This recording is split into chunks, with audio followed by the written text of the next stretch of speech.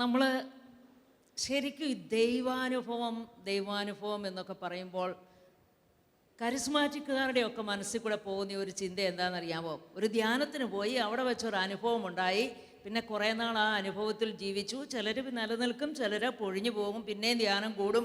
ഇങ്ങനെ ഒത്തിരി ധ്യാനങ്ങൾ കൂടി പ്രായം കൂടുന്തോറും ധ്യാനങ്ങളുടെ എണ്ണം കൂടി അവസാനം നമുക്ക് കിട്ടിയ അനുഭവങ്ങൾ പങ്കുവച്ച് രക്ഷിക്കപ്പെട്ട ആത്മാക്കളുടെ എണ്ണം എടുത്തു നോക്കിയാൽ നമ്മുടെ പ്രായത്തിൻ്റെ അത്രയും പോലും കാണത്തുമില്ല. ചിലപ്പോഴെങ്കിലുമൊക്കെ നമുക്ക് തോന്നുമല്ലേ, പ്രായം കൂടുന്തോറും നമ്മൾ ദൈവസ്നേഹത്തിൽ വളരേണ്ടവരാ. ഓരോ സെക്കൻഡിലും നമ്മുടെ പ്രായം കൂടുന്നുണ്ട്.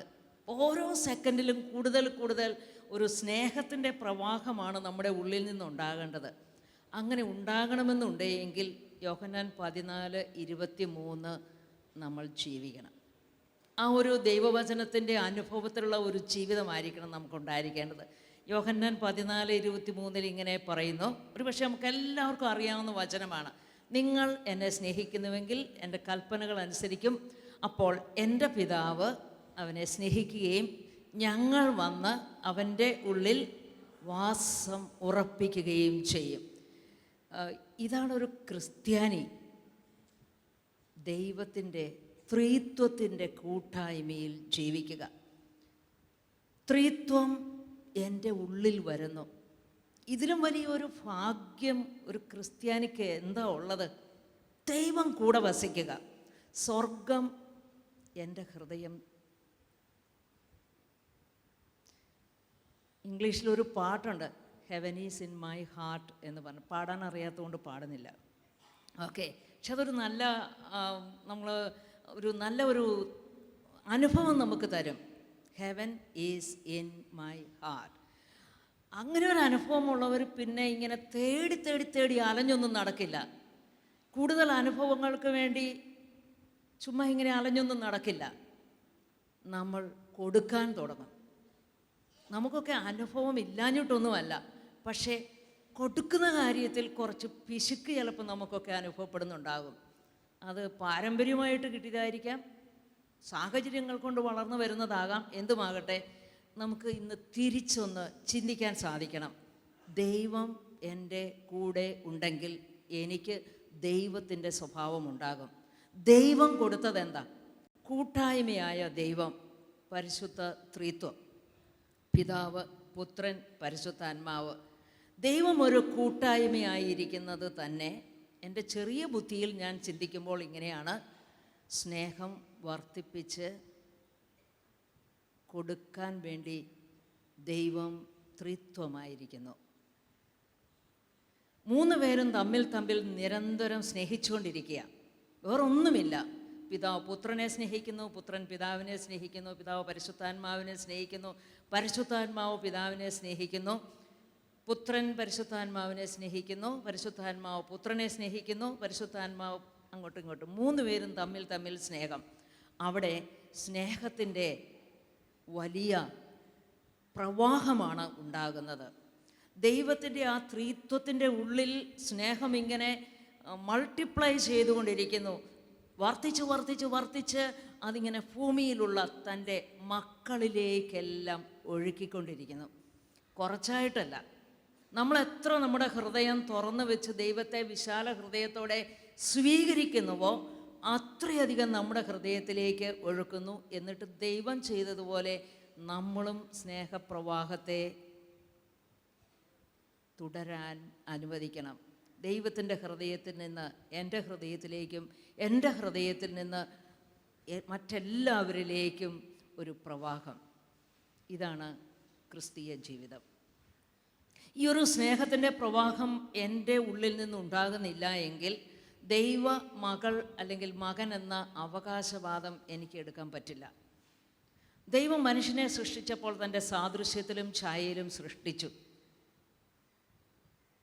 ദൈവത്തെ, ത്രിത്വത്തെ പ്രതിഫലിപ്പിക്കേണ്ടവരാണ് നമ്മൾ. സ്നേഹിച്ച് ത്രിത്വത്തെ ഭൂമിയിൽ നമുക്ക് പ്രതിഫലിപ്പിക്കാൻ സാധിക്കണം.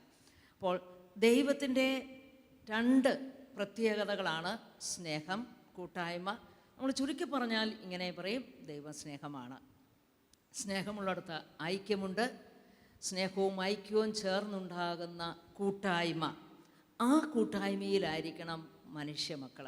ഈ ഒരു കൂട്ടായ്മ ഭൂമിയിൽ സംജാതമാക്കുന്നതിന് വേണ്ടിയാണ് ദൈവത്തെ തിരസ്കരിച്ചു പോയ മനുഷ്യനെ തേടി ദൈവം വന്ന് വീണ്ടും കൂട്ടായ്മയിലാക്കുകയും സ്നേഹിക്കുവാനുള്ള കൽപ്പന മനുഷ്യന് നൽകുകയും ചെയ്തത്. ചുരുക്കി പറഞ്ഞാൽ സ്നേഹിക്കുന്നതാണ് സുവിശേഷ പ്രഘോഷണം. നേരത്തെ അച്ഛൻ പറഞ്ഞതുപോലെ നമ്മളാരും ചിലപ്പോൾ ബൈബിൾ എടുത്ത് അങ്ങനെ വചനങ്ങൾ പ്രഘോഷിച്ചില്ലെങ്കിൽ പോലും സുവിശേഷ പ്രഘോഷണം നടക്കുന്നുണ്ട്. പക്ഷെ ചിലപ്പോഴെങ്കിലും പ്രഘോഷിക്കേണ്ടവർ പ്രഘോഷിക്കാതെ ഇരുന്നാൽ അതും ശരിയല്ല. പ്രഘോഷിക്കേണ്ടവർ, ചിലരെ ദൈവം പ്രഘോഷിക്കാൻ വേണ്ടി തന്നെ വിളിക്കുന്നു. അങ്ങനെയുള്ളവർ പ്രഘോഷിച്ചില്ലെങ്കിൽ മറ്റുള്ളവർ അറിയാനും വഴിയില്ല. അപ്പോൾ സംസാരിക്കേണ്ടടുത്ത് നമ്മൾ സംസാരിക്കണം. ദൈവത്തിൻ്റെ മക്കളായ നമുക്ക് ദൈവത്തിൻ്റെ സ്വഭാവം ഉണ്ടാകണമല്ലോ. ദൈവമക്കളെല്ലാം ഒന്ന് കൈവയ്ക്കേ. ഓക്കെ, അപ്പോൾ നമുക്കെല്ലാവർക്കും ആ സ്വഭാവം ഉണ്ടല്ലേ. എന്തു സ്വഭാവം? സ്നേഹിക്കുക. ഓക്കെ, ദൈവത്തിന് ഭൂമിയിൽ എനിക്ക് കിട്ടാവുന്ന ഏറ്റവും വലിയ ശ്രേഷ്ഠമായ പദവിയാണ് ദൈവത്തിൻ്റെ കുഞ്ഞായിരിക്കുക, മകളായിരിക്കുക, അല്ലെങ്കിൽ മകനായിരിക്കുക എന്നുള്ളത്. ഇതിൽ ഉപരിയായിട്ടുള്ള, ഇപ്പം എന്നോട് ആരെങ്കിലും പറയാം നിനക്ക് ഇത്ര കോടി രൂപ തരാം എന്നൊക്കെ പറഞ്ഞാലും ശരി, എനിക്ക് ഈ ദൈവത്തിൻ്റെ മകളായിരിക്കുക എന്നുള്ള പദവി വിട്ടുള്ള ഒരു പദവിയും വേണ്ട. പദവി എന്ന വാക്കൊക്കെ കേൾക്കുമ്പോൾ ഏതാണ്ട് രാജകൊട്ടാരത്തിലെ സ്ഥാനമാനങ്ങൾ പോലെയൊക്കെ ആയിരിക്കാം. തീർച്ചയായിട്ടും നമ്മളൊക്കെ അങ്ങനെയല്ലേ? രാജാതി രാജൻ്റെ മക്കൾ, സ്വർഗത്തിലും ഭൂമിയിലുമുള്ള സകലത്തിൻ്റെ മേൽ അധികാരമുള്ള ഉദ്ധിതനായ രാജാതി രാജാവായ യേശുവിൻ്റെ ഒപ്പം നിൽക്കാൻ ആ മകനെ ബലി കഴിച്ച് വീണ്ടെടുക്കപ്പെട്ട തുല്യ വിലയുള്ളവരാണ് നമ്മൾ. ഈ ഒരു അവകാശം കർത്താവെ, ആ കർത്താവിൻ്റേതുപോലെയുള്ള ഒരു അവകാശത്തിൽ നിൽക്കാൻ, ഭൂമിയിൽ നിൽക്കാൻ വേണ്ടിയാണ് പിതാവ് പുത്രനെ നമുക്ക് വേണ്ടി ബലി കഴിച്ചത്. എന്നിട്ട് നമുക്ക് വിശ്വാസം പോരാ.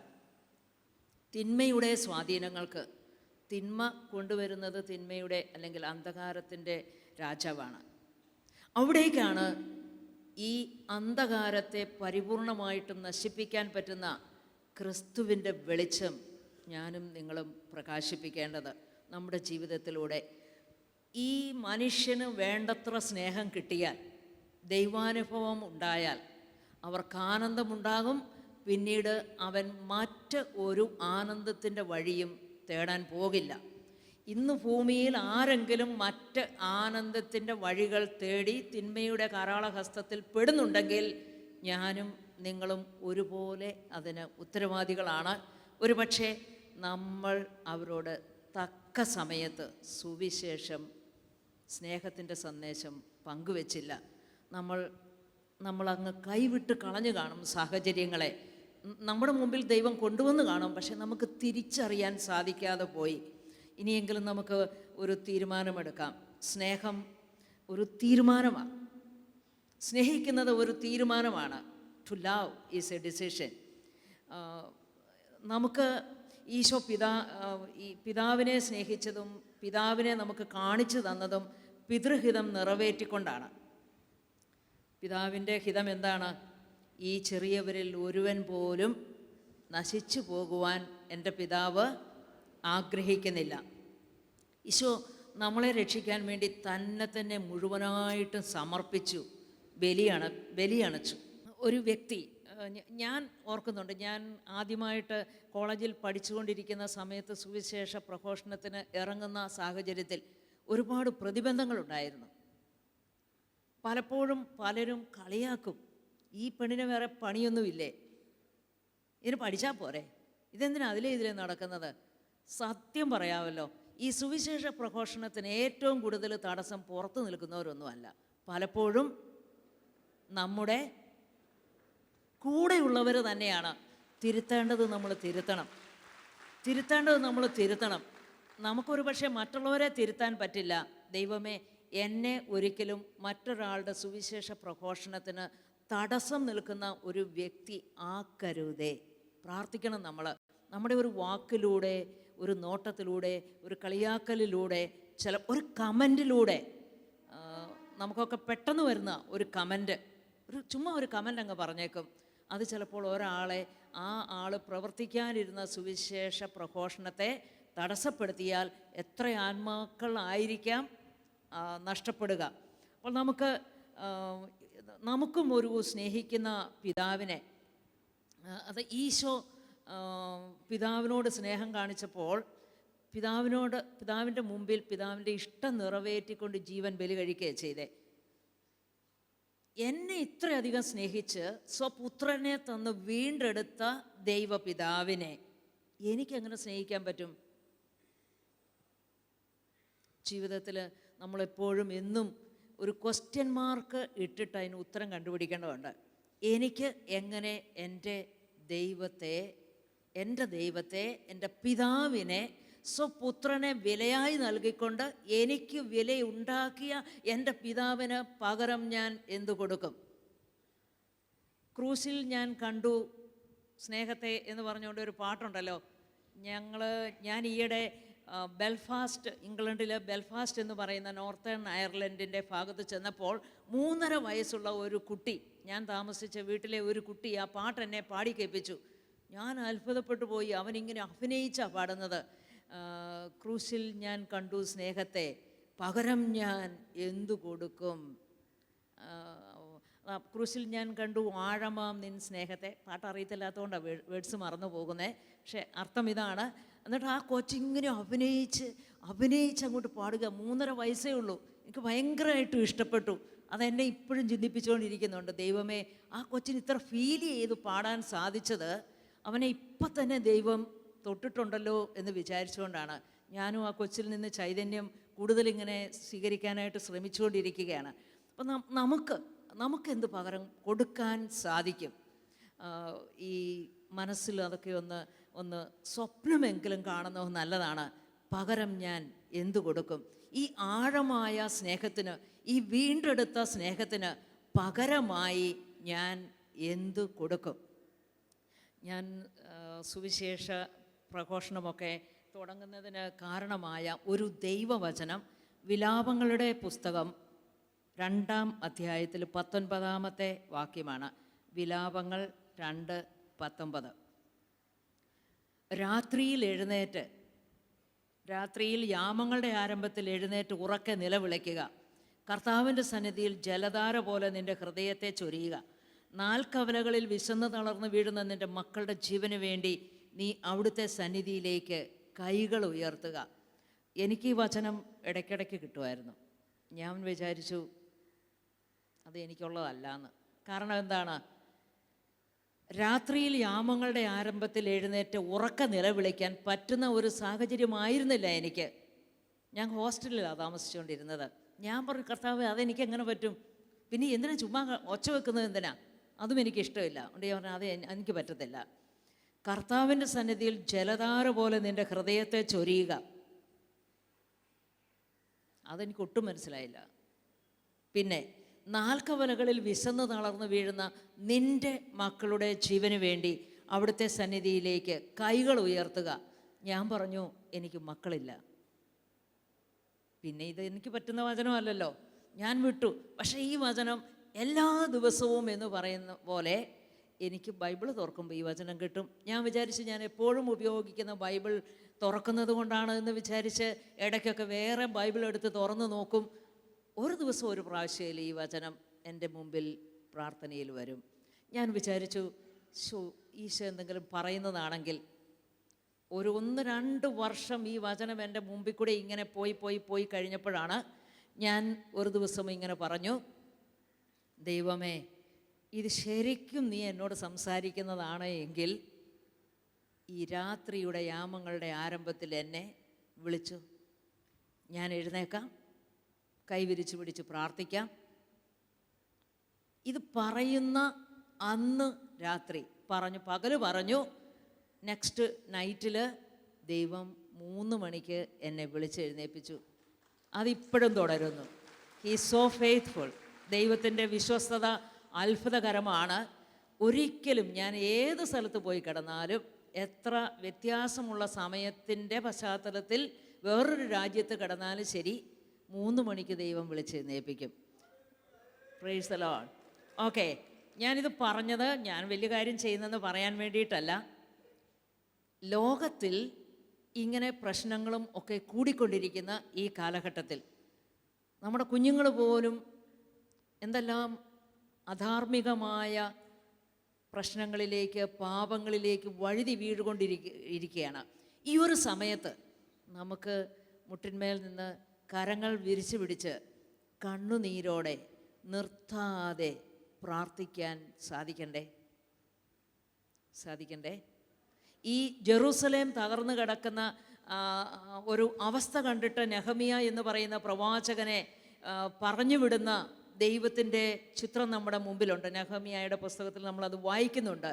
പക്ഷേ ഇന്ന് മതിലുകളില്ലാതെ തിന്മ എല്ലായിടത്തേക്കും വ്യാപിച്ചു കൊണ്ടിരിക്കുന്ന, പ്രായ വ്യത്യാസമില്ലാതെ എല്ലാവരിലേക്കും വ്യാപിക്കുന്ന, അന്ന് ഏദൻ തോട്ടത്തിലുണ്ടായ ഒന്നാമത്തെ പാപത്തിൻ്റെ പരസ്യം ഇന്ന് നമ്മുടെയൊക്കെ വീടുകളിൽ അല്ലെങ്കിൽ മുറികളിലിരിക്കുന്ന ടി വിയിലൂടെ, കമ്പ്യൂട്ടറിലൂടെ, ഫിംഗർ ടിപ്പിൽ ഇന്ന് സുലഭം. ഈ ഒരു അവസ്ഥയിൽ, അല്ലെ കയ്യിൽ പിടിച്ചിരിക്കുന്ന മൊബൈലിൽ സുലഭം. ഈ ഒരു അവസ്ഥയിൽ നമുക്ക് നമ്മുടെ കുഞ്ഞുങ്ങളെ ഓർത്ത്, അല്ലെങ്കിൽ ദൈവജനത്തെ ഓർത്ത്, മതിലുകൾ തകർന്നു കിടക്കുന്ന, തിന്മയ്ക്ക് കയറി വരാൻ പറ്റുന്ന ബലഹീനമായ മനസ്സിൻ്റെ ഉടമകളായിക്കൊണ്ടിരിക്കുന്ന ഇവരിലേക്ക് സ്നേഹത്തിൻ്റെ ഒരു വലിയ പ്രവാഹം ഉണ്ടാകാൻ വേണ്ടി എനിക്കും നിങ്ങൾക്കും ഒന്നിച്ച് മുട്ടുകുത്താൻ സാധിച്ചാൽ ദൈവം കേരള മക്കളിലൂടെ വലിയ സുവിശേഷ പ്രഘോഷണം ലോകത്തിൻ്റെ അതിർത്തികൾ വരെ എത്തിക്കുമെന്നാണ് എൻ്റെ പൂർണ്ണമായ വിശ്വാസം. നമുക്കൊരു തീരുമാനമെടുക്കാം. ഇനിയും മുതൽ നമുക്കിങ്ങനെ കേട്ടു പോകുന്നവരാകാതെ കേൾക്കുന്നത് പ്രവൃത്തിയിൽ വരുത്തുന്നവരാകാം. ഒരുപക്ഷെ ഞാൻ പറയുന്ന എല്ലാ കാര്യങ്ങളും നിങ്ങൾക്ക് സാധിച്ചെന്ന് വരികയില്ല. ഏതാനും കാര്യങ്ങളിലെങ്കിലും ഒരു തീരുമാനമെടുക്കാൻ സാധിച്ചാൽ വലിയ അത്ഭുതങ്ങളും അടയാളങ്ങളും നമുക്ക് ദർശിക്കാനാകും. തീർച്ചയായിട്ടും അങ്ങനെ പ്രാർത്ഥിക്കാൻ തുടങ്ങിയതിന് ശേഷമാണ് എനിക്ക് ഈ ക്രിസ്ത്യൻ അല്ലെങ്കിൽ കുഞ്ഞുങ്ങളുടെ ഇടയിലുള്ള ശുശ്രൂഷയിലേക്കുള്ള തുറവി ദൈവം തന്നത്. ഇന്നെനിക്കറിയാൻ സാധിക്കും, 4 കവലകളിൽ, ഒരു 4 കവലയിലല്ല, കേരളത്തിൽ മാത്രമല്ല, ലോകം മുഴുവനുള്ള എല്ലാ 4 കവലകളിലും സ്നേഹം കിട്ടാതെ വിശന്ന് തളർന്ന് വീഴുന്ന മക്കളുടെ ജീവന് വേണ്ടി കരങ്ങളുയർത്തി ദൈവസന്നിധിയിൽ 1 മണിക്കൂറല്ല, എത്ര മണിക്കൂർ പ്രാർത്ഥിക്കാൻ പറ്റുമോ അത്രയും പ്രാർത്ഥിക്കേണ്ടവരാണ് നമ്മൾ. കാരണം നമുക്ക് ദൈവം ഓൾറെഡി വെളിച്ചം നൽകിയിരിക്കുന്നു. Praise the Lord. തീരുമാനമെടുക്കുക.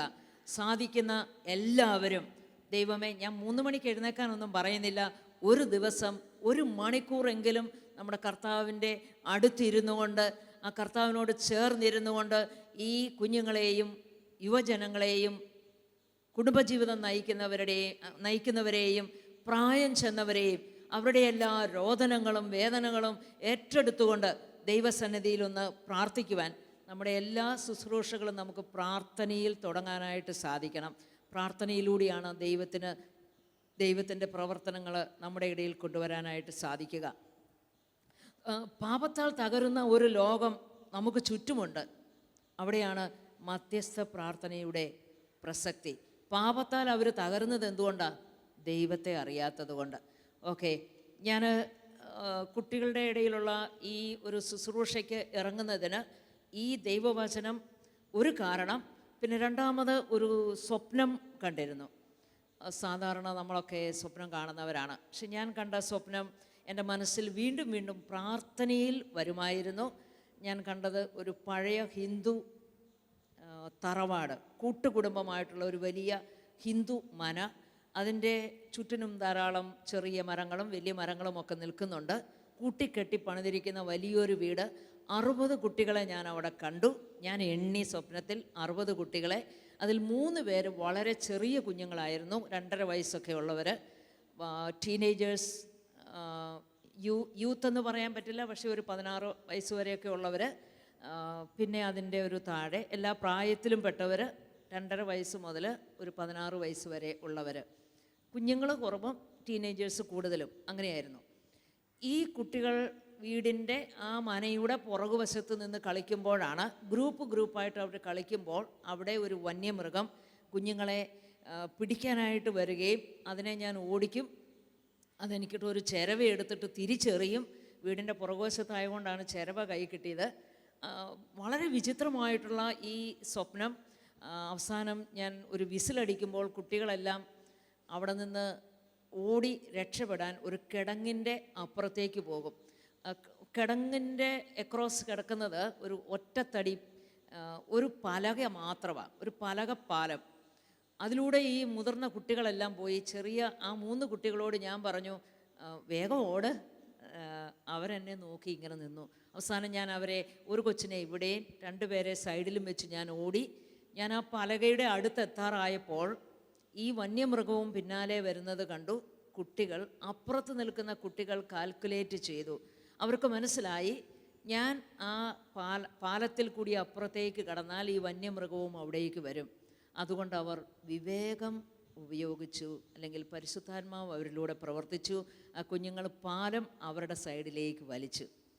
ഞാൻ കുഞ്ഞുങ്ങളെ രക്ഷിക്കാൻ വേണ്ടി കുഴിയിൽ ചാടി.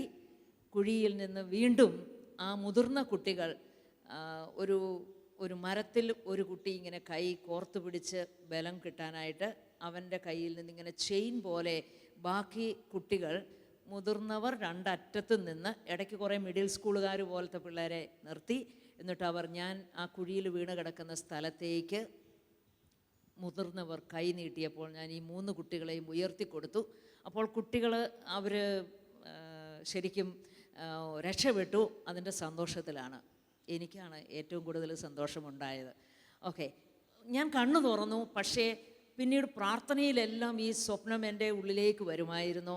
എനിക്ക് ഒത്തിരി നാൾ അതിൻ്റെ അർത്ഥമൊന്നും മനസ്സിലായില്ല. ഞാൻ അച്ഛന്മാരോടൊക്കെ പറഞ്ഞപ്പോൾ അച്ഛന്മാർ പറഞ്ഞു, ഞങ്ങൾക്ക് മനസ്സിലാകുന്നില്ല, നീ പ്രാർത്ഥിച്ചുകൊണ്ടിരിക്കുക. പക്ഷേ എനിക്ക് അതിൻ്റെ അർത്ഥം മനസ്സിലാക്കി തന്നത് അധികം പഠിച്ചിട്ടില്ലാത്ത ഒരു സിസ്റ്ററാണ്.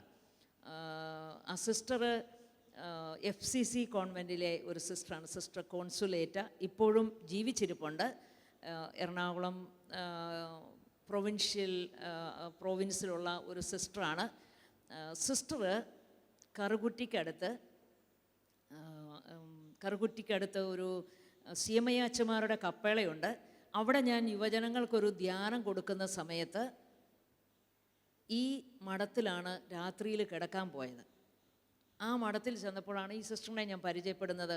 സിസ്റ്റർ എൻ്റെ അടുത്തിരിക്കുമ്പോൾ പരിശുദ്ധാത്മാവ് എൻ്റെ ഉള്ളിൽ ഇങ്ങനെ തോന്നിപ്പിച്ചു, നിൻ്റെ സ്വപ്നം ഈ സിസ്റ്ററിനോട്, ഈ മദറിനോട് പറയുക. അപ്പോൾ ഞാൻ ചോദിച്ചു, മദറെ ഒരു സമയമുണ്ടോ, എനിക്കൊരു കാര്യം പറയാനുണ്ടായിരുന്നു.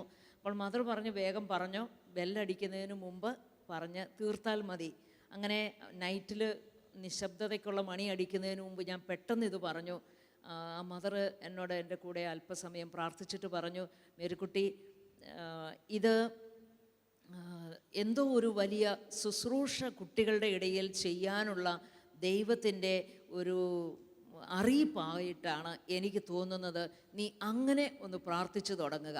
അങ്ങനെ പ്രാർത്ഥിച്ച് സിസ്റ്റർ പറഞ്ഞതനുസരിച്ച് ഞാൻ പ്രാർത്ഥിച്ചു തുടങ്ങിയപ്പോഴാണ് ഞങ്ങളുടെ പ്രാർത്ഥനാ ഗ്രൂപ്പിലെ കൂട്ടായ്മയിൽ ഞങ്ങൾ കുറച്ച് യുവജനങ്ങൾ, ഒരു 10-12 യുവജനങ്ങൾ ഒരുമിച്ചിരുന്ന് മണിക്കൂറുകൾ ഞങ്ങൾ പ്രാർത്ഥിക്കുമായിരുന്നു. എല്ലാ ചൊവ്വാഴ്ചയും ക്ലാസ് കഴിഞ്ഞ് 1-2 മണിക്കൂർ പ്രാർത്ഥിക്കും. ഈ ഞങ്ങളുടെ ഗ്രൂപ്പിൽ ഒരു സന്ദേശം ഇങ്ങനെ കിട്ടി, നിങ്ങൾ മറ്റുള്ളവരിലേക്ക് ഇറങ്ങിച്ചെല്ലുക, ഇറങ്ങിപ്പോയി സുവിശേഷം പ്രഘോഷിക്കുക. എല്ലാവരും കോളേജ് പിള്ളേരാണ് ഞങ്ങൾ എവിടെ പോയി ആരോട് സുവിശേഷം പ്രഘോഷിക്കാനാണ്? അതും 1970കളുടെ അവസാന ഘട്ടത്തിൽ എവിടെ പോയി സുവിശേഷം പറയും? ഞങ്ങളെ ആര് സ്വീകരിക്കും, ആര് കേൾക്കും? അവസാനം ഞങ്ങളൊരു സ്ഥലം കണ്ടുപിടിച്ചു, ഒരു ചേരി പ്രദേശം. ഞങ്ങളെ ആരും ഓടിക്കില്ലല്ലോ അവിടെ നിന്ന് എന്ന് വെച്ച് എറണാകുളം തേവര ജംഗ്ഷനിൽ, പെരുമാനൂർ ജംഗ്ഷനിലുള്ള ഒരു സ്ലം, ഒരു റെയിൽവേ ലൈനും റോഡിനും ഇടയ്ക്ക് 35 വീടുകൾ സ്ലം പോലെ ഇങ്ങനെ ഉണ്ടായിരുന്നു. ഞങ്ങൾ അവിടേക്ക് ചെന്നു. ഞങ്ങളെ അവർ സ്വീകരിച്ചു. ഞങ്ങളവരെ സ്നേഹിച്ചു. ഒരു 5 പൈസ കൊടുക്കാൻ ഞങ്ങൾക്കില്ലാത്തത് കൊണ്ട് ഞങ്ങൾ കൊടുത്തില്ല. ഞങ്ങൾക്ക് ഈ അറപ്പുള്ള അങ്ങനെയുള്ള അന്തരീക്ഷങ്ങളൊക്കെ അവിടെ കാണുമ്പോൾ വളരെ ബുദ്ധിമുട്ടൊക്കെ ഉണ്ടായിരുന്നു. എൻ്റെ കുറേ അറപ്പും വെറുപ്പും ഈച്ചയെ കണ്ടാലുള്ള പേടിയുമൊക്കെ പോയത് അവിടെ ചെന്നപ്പോഴാണ് എനിക്ക് തിരിച്ചറിഞ്ഞത്. ഞാൻ നേരത്തെ പറഞ്ഞ മേരി ടീച്ചർ എനിക്ക് വേണ്ടി പ്രാർത്ഥിച്ചു കഴിഞ്ഞ് ഞാൻ അവിടെ ചെല്ലുമ്പോൾ അവിടെ ഇഷ്ടം പോലെ ഈച്ചയൊക്കെ ഉണ്ട്. പക്ഷെ അവർ തരുന്ന വൃത്തിയില്ലാത്ത കപ്പിൽ നിന്ന് കാപ്പി കുടിക്കാനും ഇത് മിഷൻ പ്രവർത്തനത്തിൻ്റെ ഭാഗമാണെന്ന് ഉൾക്കൊള്ളാനുമൊക്കെ എനിക്ക് സാധിച്ചത് ആ സ്ലമ്മിൽ നിന്നാണ്. ഒത്തിരി കാര്യങ്ങൾ പഠിച്ചു. കള്ളുകുടിയന്മാരും വേശ്യാവൃത്തി ചെയ്യുന്നവരും കൊലപാതകികളും ഇതിൻ്റെയൊക്കെ നടുക്ക് ജീവിക്കുന്ന കുഞ്ഞുങ്ങളെയും കണ്ടപ്പോൾ എന്ത് ചെയ്യണമെന്ന് അറിയാതെ 1-2 പ്രാവശ്യമൊക്കെ ഇങ്ങനെ പകച്ചു നിന്നു. പക്ഷേ ഞങ്ങൾ കൂട്ടമായിട്ട് വീണ്ടും മധ്യസ്ഥ പ്രാർത്ഥന നടത്തിയപ്പോൾ ദൈവം ഞങ്ങളുടെ മുമ്പിൽ വഴി തുറന്നു. അവിടെ ഉള്ള മുതിർന്നവരോട് സംസാരിക്കണമെങ്കിൽ കുഞ്ഞുങ്ങളെ അവിടെ നിന്ന് മാറ്റണമെന്ന് മനസ്സിലായപ്പോൾ കുഞ്ഞുങ്ങളെ ഞാൻ വിളിച്ചുകൊണ്ട് പോയി അവിടെയുള്ള ഒരു ഓൾഡ് റെയിൽവേ സിഗ്നൽ റൂമിൽ, അവിടെ തുറന്നു കിടക്കുന്ന ആ ഒരു പഴയ സിഗ്നൽ റൂമിൻ്റെ അവിടെ പോയിരുന്ന് ഞാൻ കുഞ്ഞുങ്ങളോട് സുവിശേഷം പറയാൻ തുടങ്ങി. അവർ പ്രാർത്ഥിച്ചു. ഞങ്ങൾക്ക് ദൈവത്തിനെല്ലാം മഹത്വം കൊടുത്തുകൊണ്ട് പറയാൻ സാധിക്കും. ആദ്യത്തെ കുട്ടികളുടെ പ്രാർത്ഥനാ ഗ്രൂപ്പും ധ്യാനവും എല്ലാം ഞായറാഴ്ചകളിൽ മാത്രം ഞങ്ങളവിടെ പോയിക്കൊണ്ട് നടത്തുന്ന ആ കൂട്ടായ്മയിലായിരുന്നു. കുട്ടികളുടെ പ്രാർത്ഥന വഴി അത്ഭുതങ്ങളും അടയാളങ്ങളും ആ മുതിർന്നവരുടെ ഇടയിൽ ഉണ്ടായി. അനുതാപത്തിലേക്ക് അവിടെയുള്ളവരെ നയിക്കാൻ സാധിച്ചു. എൻ്റെ കൂടെയുള്ളവർ അവരെ അനുതാപത്തിലേക്ക് നയിച്ചു. കുഞ്ഞുങ്ങളാകട്ടെ നിരന്തരം ഇങ്ങനെ പ്രാർത്ഥിച്ചു കൊണ്ടിരുന്നു. എല്ലാ ഞായറാഴ്ചയും ചെല്ലുമ്പോൾ ഒരു 100 കാര്യം ഈ പിള്ളേർക്ക് ഞങ്ങൾ പോയി കഴിഞ്ഞ് സംഭവിച്ചത് പറയാനുണ്ടാകുമായിരുന്നു. അപ്പോഴാണ് എനിക്ക് ബോധ്യം വന്നു, ഈ കുഞ്ഞുങ്ങളുടെ പ്രാർത്ഥനയെന്ന് പറഞ്ഞാൽ പിശാചിന് ഏറ്റവും പേടിയുള്ള പ്രാർത്ഥനയാണ്. കുഞ്ഞുങ്ങൾ പ്രാർത്ഥിച്ചാൽ അത്ഭുതം നടക്കും. സങ്കീർത്തനം 8:2 ശത്രുക്കളെയും രക്തദാഹികളെയും നിശബ്ദരാക്കാൻ ശിശുക്കളുടെ ആദരങ്ങളിൽ നിന്നുള്ള സ്തുതികൾ കൊണ്ട് ദൈവം സുശക്തമായ കോട്ട കെട്ടി. ഇന്ന് പല കുടുംബങ്ങളിലും അസ്വസ്ഥതകളും പ്രശ്നങ്ങളും ഉണ്ടാകുന്നുണ്ടെങ്കിൽ അതിൻ്റെ വളരെ പ്രധാനപ്പെട്ട കാരണം കുഞ്ഞുങ്ങൾ പ്രാർത്ഥിക്കുന്നില്ല. കുഞ്ഞുങ്ങൾ കാർട്ടൂണും കണ്ട് കളിച്ചിരിക്കുകയല്ലേ, അല്ലെങ്കിൽ മൊബൈൽ ഫോൺ എടുത്തുകൊണ്ട് കളിച്ചുകൊണ്ടിരിക്കുകയല്ലേ. ഇതൊക്കെ കയ്യിലോട്ട് കൊടുക്കാൻ സന്നദ്ധതയുള്ള കുറേ കാരണവന്മാരും ഏറ്റവും കൂടിയ ഫോൺ മതി പിള്ളേർക്ക് കളിക്കാൻ, എല്ലാ ഫെസിലിറ്റീസും ഉള്ളത്. പുറമേ കാണാറുണ്ട് കുട്ടികൾ വഴക്കുണ്ടാക്കുമ്പോൾ അവസാനം പിടിവാശി പിടിച്ചു കഴിയുമ്പോൾ നമ്മളങ്ങോട്ട് അവർ ചോദിച്ചത് കൊടുക്കും. അങ്ങനെ നമ്മൾ പിള്ളേരെ കുറേ വഷളാക്കുന്നുണ്ട്.